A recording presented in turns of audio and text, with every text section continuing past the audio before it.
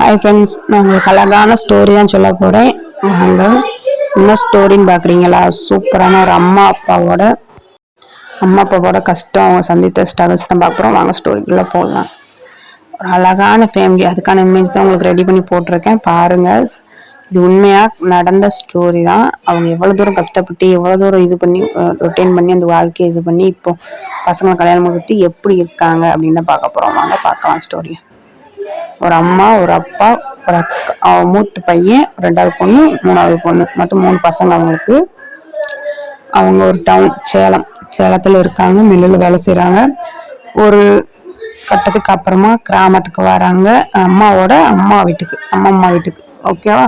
அங்கே வந்து ஒரு வீடு வாடகைக்கு எடுத்து தனியாக இருக்காங்க. விவசாயம் பண்ணுறாங்க. அம்மாவுக்கு கொஞ்சம் நிலங்கள்லாம் இருக்குது. அந்த நிலங்கத்தில் விவசாயம் பண்ணுறாங்க. அப்பா கொத்தனார் வேலைக்கு ஊரில் போய் தங்கியிருந்து வேலை செய்கிறாங்க. அப்படியே வாழ்க்கை போகுது. அந்த ஓட்டு வீடு மண்ணு வீடு தான்.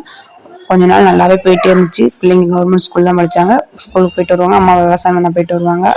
பசங்க வந்துடுவாங்க. ஃபஸ்ட்டு வந்து அவங்களோட வாழ்க்கை ரொட்டீனாக கண்டினியூ பண்ணாங்க. ஒரு கட்டத்தில் ஒரு நல்ல காற்று மழை வந்துச்சு. புயல் காற்று மழைனே சொல்லலாம். பழைய காலத்து மண்ணு வீடு எப்படி இருக்கும் நீங்களே சொல்லுங்கள். அந்த மண்ணு காற்றுக்கும் அந்த ஓடி இடிஞ்சு மண்ணு அப்படியே அமுக்கிருச்சு. கஷ்டப்பட்டு அங்கேருந்து ஜாமான்லாம் அம்மாவோட அம்மா, அந்த குழந்தைங்களோட அம்மாவோட அம்மா, அவங்களும் அவங்க அம்மா அந்த குழந்தைங்களோட அம்மாவும் சேர்ந்து அந்த ஜாமான்லாம் எடுத்து அவங்க அம்மம்மா வீட்டில் வச்சாங்க. வச்சதுக்கப்புறமா ஒரு வீடு தனியாக வாடகைக்கு அவங்க அம்மா தேடுறாங்க. அந்த குழந்தைங்களோட அம்மா தேடும்போது பார்த்தீங்கன்னா ஒரு கம்மாக்கரை, கிராமத்துல எல்லாம் கம்மான்னு சொல்லுவாங்க. நம்ம குளம் அந்த மாதிரிலாம் சொல்லுவோம். அந்த கம்மா பக்கத்தில் ரோட்டு பக்கத்தில் வீடு, 3 வீடு லைனாக இருக்கும். அதில் ஒரு மரம், அழகான மரம்னு சொல்ல முடியாது, முள்வெளிகள் தான். நிறைய முள்வெளிகள்லாம் முளைச்சி அந்த மரங்கள்லாம் முளைச்சிருக்கு. அந்த வீடும் எப்பயாவது இடிஞ்சிரும் அப்படிங்கிற கட்டத்தில் தான் இருக்குது. ரொம்ப ஒரு பாலடைஞ்ச பூத் பங்களான்னு சொல்கிற மாதிரி இந்த ஓட்டு வீடு இருந்துச்சு. ஆனால் அந்த குழந்தைங்களுக்கு அது தெரியலை. நம்ம ஒரு புது வீட்டுக்கு போகிறோன்னு ஒரு ஆர்வம், சந்தோஷம், ஜாலியாக விளையாண்டாங்க, செஞ்சாங்க. ஆனால் அம்மா யோசிச்சாங்க, ஃபியூச்சரில் இது எது பாதிக்கப்படுவோமா, என்ன பசங்க நல்லபடியாக இருக்கணும் அப்படின்றதுக்காக அந்த வீடு வேண்டாம். பக்கத்துல அம்மாவும் இருக்கு. தண்ணிலாம் கிராமம்னா மழை பெஞ்சுன்னா பெருகி ஓடும். அதனால வேணான்னு சொல்லிட்டு வேற வீடு பார்க்க ஆரம்பிச்சாங்க. எதுக்கு வேற வீடு பார்த்துட்டு, அம்மாவுக்கு ஒரு தோட்டம் மாதிரி இருக்கு, அதுல ஒரு குடிசை மாதிரி போட்டு இருந்துக்கலாம் அப்படின்னு சொல்லிட்டு ஓலையில குடிசை மாதிரி கெட்டினாங்க. அதுல சந்தோஷமா இருந்தாங்க. பசங்களும் ஜாலியா போவாங்க, ஸ்கூலுக்கு ஜாலியா வருவாங்க. அந்த குடிசைக்கு பின்னாடி சுத்தி இடம் போட்டுதான் கெட்டியிருந்தாங்க. சுத்தி அந்த பின்னாடி குடிசைக்கு பின்னால சுற்றியும் ஒரு கம்பு வலி மாதிரி போட்டு வச்சிருப்பாங்க. அதுல உள்ள விறகு வச்சுதான் அங்கெல்லாம் எரிப்பாங்க. ரேஷன் அரிசிக்கு ரொம்ப கஷ்டப்படுவாங்க. அந்த நேரத்துல ரேஷன் அரிசி 1 ரூபா அந்த மாதிரி. இப்பதான் ஃப்ரீயா இருக்கு. அப்பெல்லாம் 1 ரூபா. ரேஷன் கார்டு ஒருத்தவங்ககிட்ட வாங்கி ரேஷன் அரிசி வாங்கணும்னு நினைப்பாங்க அம்மா.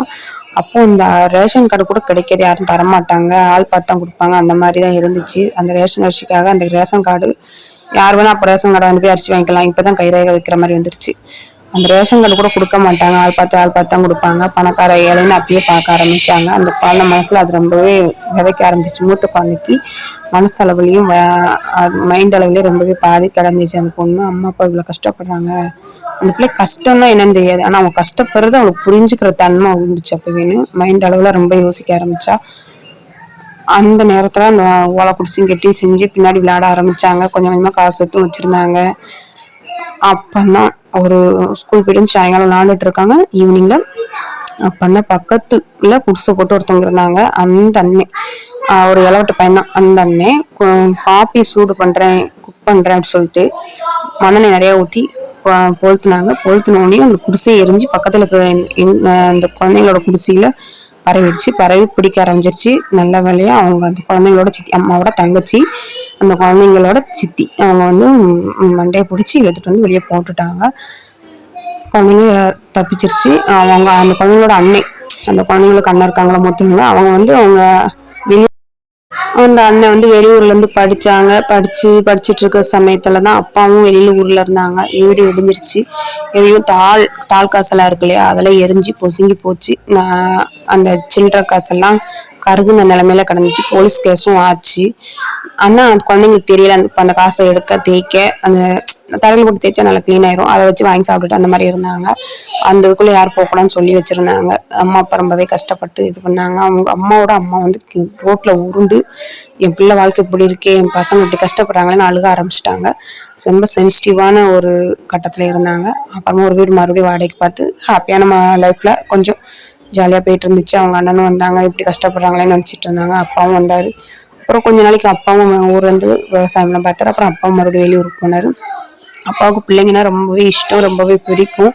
அந்த மாதிரி லைஃப்ல தான் போயிட்டு இருந்துச்சு. அடுத்தடுத்து என்ன நடந்துச்சு அப்படின்னு உங்களுக்கு வேணும், தொடரும் உங்களுக்கு வேணும் அப்படின்னா கமெண்ட் பண்ணுங்க. அடுத்து என்ன நடந்துச்சு, அவங்க என்னென்ன சுச்சுவேஷன் ஃபேஸ் பண்ணாங்க, எப்படி அவங்க லைஃப் போச்சு, இப்போ எப்படி இருக்காங்க அப்படிங்கிற ஸ்டோரி உங்களுக்கு வேணும் அப்படின்னு நினச்சிங்கன்னா கமெண்ட் பண்ணுங்க. இதோட வீடியோ பிடிச்சிக்கலாம். Okay bye. அடுத்த வீடியோவில் பார்ப்போம், பார்ட் 2ல பார்ப்போம். Okay bye.